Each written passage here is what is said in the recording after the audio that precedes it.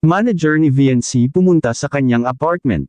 At VNC hindi na kailangan na mag-boyfriend. Paano nangyari? Magandang araw at isang mapagpalang araw po sa inyong lahat mga kalingap. Sana'y hindi niyo po makalimutan na mag-like sa video na ito. At paunawa tapusin muna ang kabuuhan ng video na ito mga kalingap at para malaman ang nilalaman nito. At maraming salamat po mga kalingap sa pagpatuloy na pagsuporta. At paki-subscribe po mga kalingap kay Kuya Val Santos Matubang at kay Ate Edna Vlogs at Kalingap Rab. Maraming salamat po. Manager ni VNC pumunta sa kanyang apartment.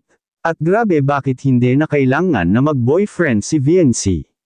Pinagbawalan. Pero bago yun mga kalingap ay pag-usapan muna natin ang tungkol sa tambalan ni Edo at VNC na kung saan wala pa nga naligawan na nangyayari mga kalingap sa kanilang dalawa. Sobrang nakakabilib rin si Kalingap Edo dahil hindi niya tinitake advantage si VNC at nire-respeto niya talaga si VNC bilang kanyang partner sa love team. Ngunit ang inaabangan ng lahat sa nalalapit na debut ni VNC mga kalingap na kung saan si Kalingap Edo may inihanda para kay VNC at sinabi niya na wala na talagang magagawa anya si VNC mga kalingap sa araw na iyon.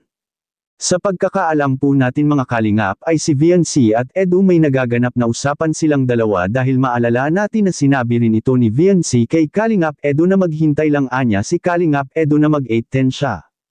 Ibig sabihin ba nito mga kalingap papasok na talaga si VNC ng pagbo-boyfriend sa edad niyang 8-10? Ilang tulog na lang po ang hinihintay ng lahat sa debut ni VNC. Dahil umaasa na ang karamihan na magpakilig si Edo sa araw na iyon at baka nga may totohanan na magaganap sa gabing iyon mga kalingap, first time talaga itong mangyari sa mga love teams ni Kalingap Rab kapag nagkataon na seryosohin ni Kalingap Edo si VNC. At sa kabilang dako naman mga kalingap may pumuntang manager sa apartment ni VNC. Grabe, iba na talaga si VNC, at hindi na rin kailangan na mag-boyfriend si VNC. Bakit kaya? Yan ang ating makikita sa video. Yung po sa pag-asikaso ko yan, Jay, ng board apartment. Siyempre kay kay mahal ko siya. Mahal ka talaga? Kay siyempre kay partner. Kay habi mo? Tinulungan kami sa gamit. Magdala. Pag ka na apartment or magpapangibang ba? Japan. Ayaw naman kayo? Sorry. And thank you po kila Mami Rexy po, tas kay Kuya dito sa pag-sponsor po ng namin, tutuloyan po sa diet para hindi nakasip yung Kumusta yung pagpunta niyo doon? Kumusta yung room, yung apartment? Rate mo 1 to 10? 10.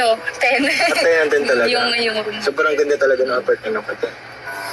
Ano yung, meron din sa apartment na wala sa ibang nahanap din sa apartment? Yung kasi Kuya Jay, kompleto na yung yung mga gamit. May washing na pwede ka na doon maglaba. May... Ha? Bro, ha? Upuan niya yan eh. Ayun natin guys.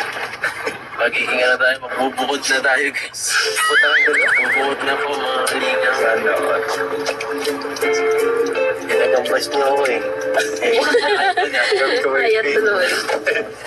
Gusto niyo pa akong duda sa bahay. Sarap, magbubukod na guys. Dami nagdududa sa inyo. Ilan yung session. Dala sa session guys. At itong paspasan na itong mga kalinga. Paspasan na ito yung yan. Boyfriend ka na daw pag 18 mo, sabi ni mama mo. Kaway kay Kuya Ay, wala. Nakaka ako din boyfriend pero happy yung tawag. Hindi na kailangan ng boyfriend. May happy na. Wow! Magbubukod na. Hello, dropping din. So yun guys, dito na po kami sa apartment. Ayun na po sila. Ha? Yan si Baby. Ano yun? Iwas kayo sa magana.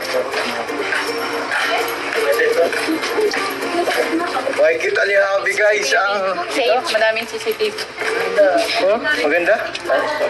Oh, grabe. Laki ah. Oh.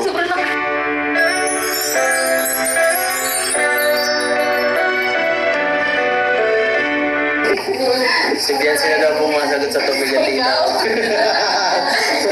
Yung ano pa yun? Siya po ang manager eh. Ano ba? parang hindi po ano ito eh. Details agreement. Parang ano? Parang nahihirapan sila. Siya naman po kasi. Ano, determina na si Sir? Oo. Alam mo, ano niya ako sa gusto na po na kasi magpakasal. Sino po ang ilan na Sir? Ay, Wow, sana all.